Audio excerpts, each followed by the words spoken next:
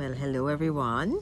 Today is December 29th, and I'm just giving a little update on exactly what's going on with the container homes and exactly where we are.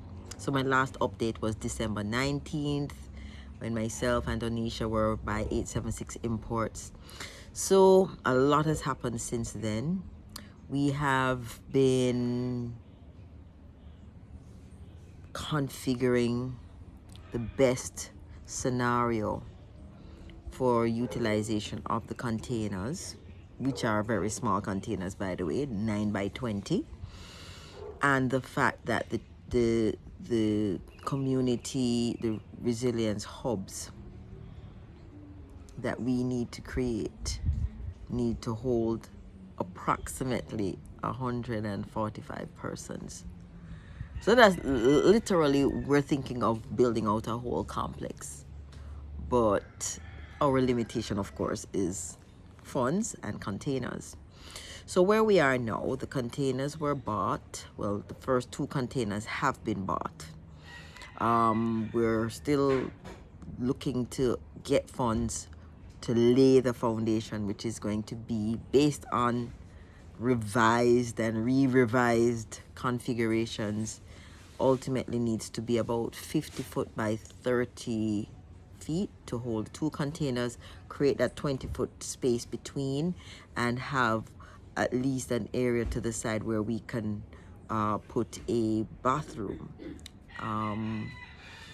We are thinking of a courtyard configuration with a common area kitchen, so that at any time of day or night anyone can access the kitchen or cooking area.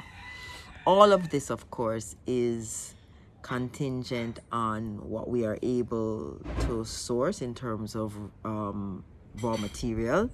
We're still not able to get the concrete that we need, but we are still in the process of looking at alternatives, including wood. We're looking at some of the fallen tree light posts to use as the corner supports of the containers, and we're actually even looking at creating a wood floor between the 2 containers. So everything again is contingent upon how much funds we're able to raise and how many partnerships we're able to forge.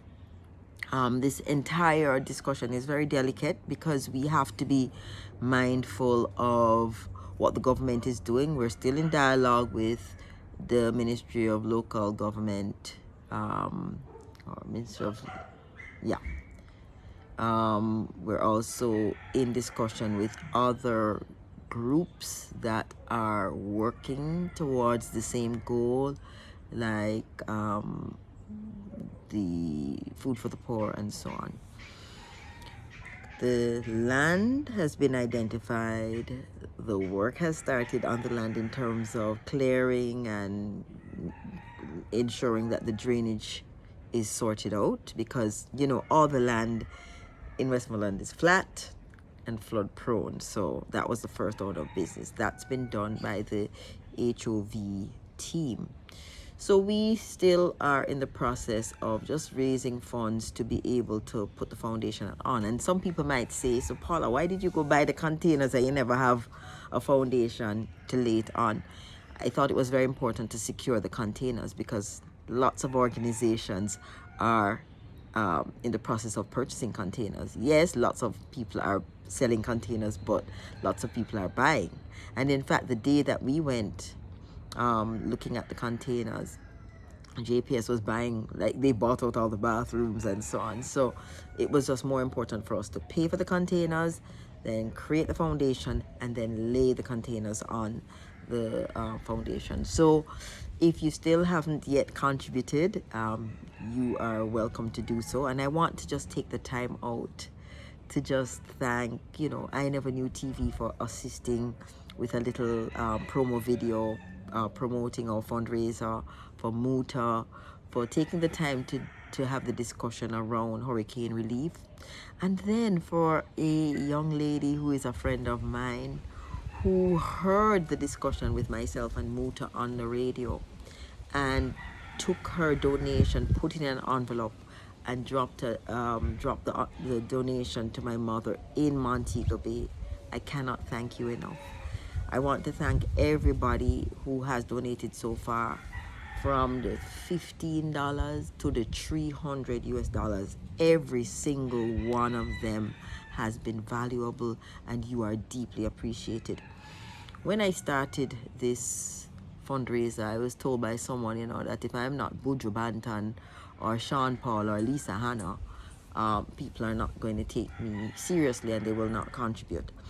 But I thought it was challenging, or it was important for me to challenge that whole notion that just as the entertainment industry is influential and the beauty industry is influential, that the consciousness community is also capable of making an impact, and we have proven this so far. So thank you for the persons who have trusted to give the funds, knowing that it was a very delicate scenario, and some people would call it far-fetched, but I will say this: those two containers, the first two containers that we have bought, are actually going to be the first model of a community resilience hub that is, scalable, replicable, and designed to hold persons comfortably as they transition to reestablishing their homes post Melissa. So I just want to thank you again, and this is really just an update. As soon as something else happens, I will provide another update. I've also just given you guys some of the mock-ups, the layouts that we were playing around with, and of course we welcome your suggestion as to how we can make this even more comfortable and sustainable and affordable. So we welcome your suggestions. Thank you.